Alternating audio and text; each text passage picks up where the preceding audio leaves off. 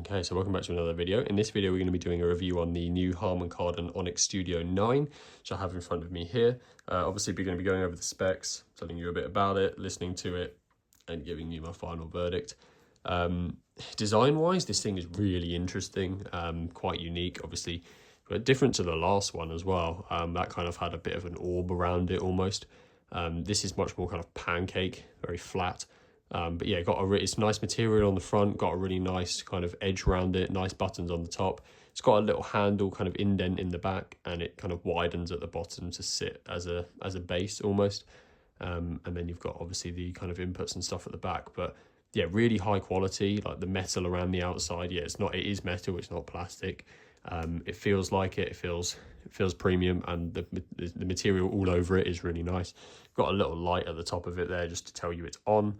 But yeah, really simplistic in a way, but also almost like a piece of art. So yeah, really nice design.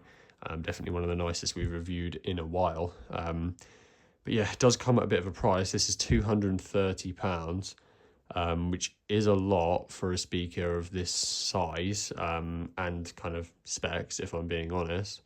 But yeah, we'll go through them. So we've got a 50-watt RMS output, which is not great. We've got one woofer, 120mm, and we've got three tweeters at 20mm. So a kind of 3x1 setup, the tweeters surrounding the woofer in the middle. I mean, yeah, no mid-range drivers, no full-range drivers. We've just got tweeters and a woofer. Tweeters are quite small, and to be honest, the woofer's quite small as well. So we haven't got, I mean, obviously in this form factor, it's going to be difficult, but we haven't got a massively wide range of drivers or anything crazy going on here. And yeah, for the money, that's a relatively poor setup, if I'm being honest. Frequency range is 50 hertz to 20 kilohertz, which is pretty fine, pretty average. We're running Bluetooth 5.3, which is not actually technically the newest. I'm not sure when this thing officially came out. I think we're on 5.4 now. But not really going to make any difference, I don't think. Interestingly enough as well, the battery life is relatively poor. It's got an 8-hour playtime, but that's the maximum. They say up to 8 hours, meaning that must be at like 20% volume, I assume. So at full volume, you're going to get 2 or 3 hours out of this thing, like not a lot. Obviously, I mean, it's got a battery, which is nice, but to be honest, you might never use that. This is definitely an indoor speaker. I can't imagine anyone taking this anywhere. It's too nice and it's too awkward as well. You're not going to be able to sit this anywhere. So it may just be permanently plugged in which case the battery life is obviously irrelevant. But yeah, what's interesting as well is it's got a 4-hour charge time. So a 4-hour charge time to potentially not even get 4 hours playtime out of it is pretty poor. Not overly impressed with that, but yeah, I mean, it's an indoor speaker. You'll probably have it plugged in the whole time. That is maybe just irrelevant, but still worth noting. If you do planning on taking this somewhere, then it's not going to be an all-day speaker, that's for sure. It does support Auracast and stereo pairing, so if you had a second one, you could play left and right channels, which would be nice. And yeah, Auracast is obviously good. It does have self-tuning, which I imagine is the same technology as what JBL call AI sound boost. So when it enters a room, it will kind of use the microphones and detect the sound it's getting back, bouncing off the walls and whatnot, and adjust its EQ slightly to just make itself sound a bit better in every environment. Meaning it's kind of, if you do take it outdoors, it will effectively adjust to that. So very nice to have. I imagine they don't say as much, but I imagine it's exactly the same tech that's in the JBLs, because Harman Kardon's obviously the parent company. But yeah, that's not a bad thing at all, because that tech is really good. And it also can be used as a USB power bank. That's literally the extent of the spec list. So we don't have anything crazy going on. They don't state anything regarding water resistance or anything like that. I can't imagine it is. If it starts raining and you're outside, I would move this thing quickly.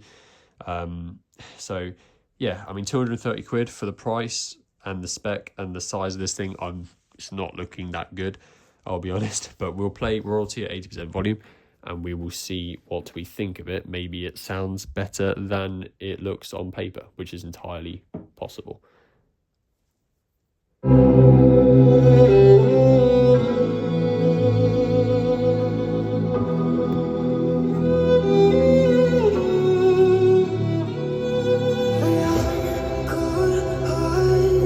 I'm just getting started. My as long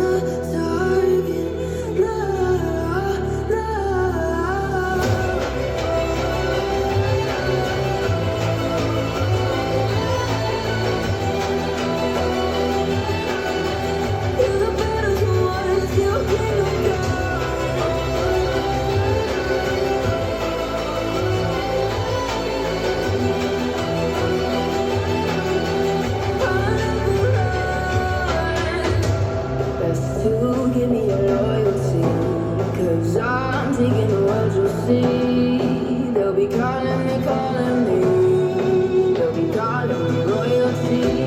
Let's do, give me loyalty, 'cause I'm taking the world, you'll see. They'll be calling me, they'll be calling me royalty.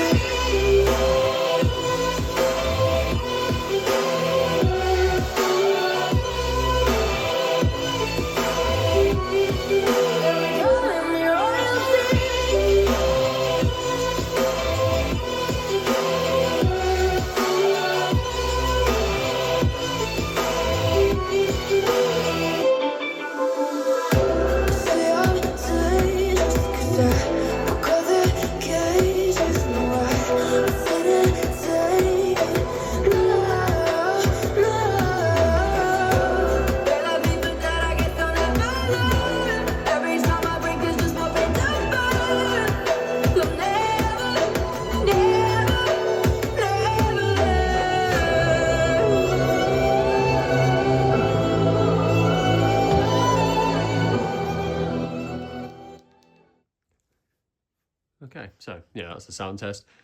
We were reaching kind of like lower 100 decibels, so quite loud actually. Much louder than you'd expect when you see 50-watt RMS. And the frequency range chart there is really impressive.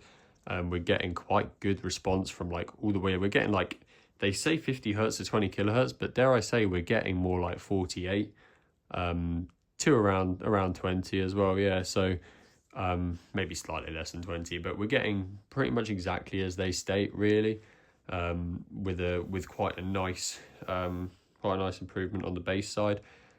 So yeah, quite flat as well, as you can tell. Like, quality of the sound is really good, and it is louder than you'd expect. You can tell, like you can see from the graph, there are some quite heavy drops around like 2K frequency response, and then at like 200 to 500, there's a couple just like random peaks in the middle. You can see where the line is at the moment in the iPad. There's just like a massive spike drop in the middle, probably from where there isn't a mid-range driver, and that's kind of the gap between the woofers and the tweeters, which is a bit of a shame. I mean, the sound from this speaker is good, don't get me wrong. It doesn't blow you out the water. It's not going to shock anyone. It is good though. It's higher quality than some others. But to be honest, I would say it's you know, it's just kind of, it's good. And at £230 at this size and at that sound, I just think you'd be a bit silly to get this, if I'm being honest. I mean, the Tribit Stormbox Blast 2, which I've just done a review on, you should definitely go watch, is 210, and you've got infinitely more kind of features. You've got like well over triple the battery life. That's got a 30-hour battery life. You've got actual waterproof resistance. You've got much more drivers, bigger drivers. It's got 200-watt RMS instead of 50. It's got lights on it, and it sounds like double as good at least as this does. And that's £20 less. Like, sure, it doesn't look and doesn't feel as good. Definitely not. The build quality on that is pretty awful. This is nice build quality, and it looks like a bit of an art piece, but at the price, it's just so hard to recommend, you know, unless you just really want something which looks upmarket. As an actual value for money, it's not really here at that price. I wouldn't pick this up. Obviously, I've got a lot of speakers, but I wouldn't pick this up and listen to it at home. I would listen to, like, you know, I've got like 10 other things I would pick up before I pick this up. It's fine if you want it in the corner of the room, something to look nice in a kind of modern looking room, and you kind of just want it to play background music. In that case, it's fine. But at the same time, you're paying a lot. Really, you're paying for the brand name here, and you're paying for the build quality. The sound is like average. So it depends. Like, if you're a person that really likes the design of this and likes to have nice looking things, then, and you can afford the extra, you know, you don't mind spending the extra money, then the sound is better than you expect, probably, actually.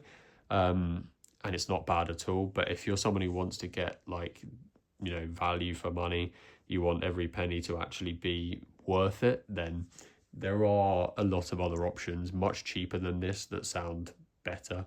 And I think in that case, if you don't care about the build quality and stuff, then probably just don't bother with this, to be honest. But let me know what you think in the comments. You know, do you think it sounds good? Will you be picking one up? What would you get instead?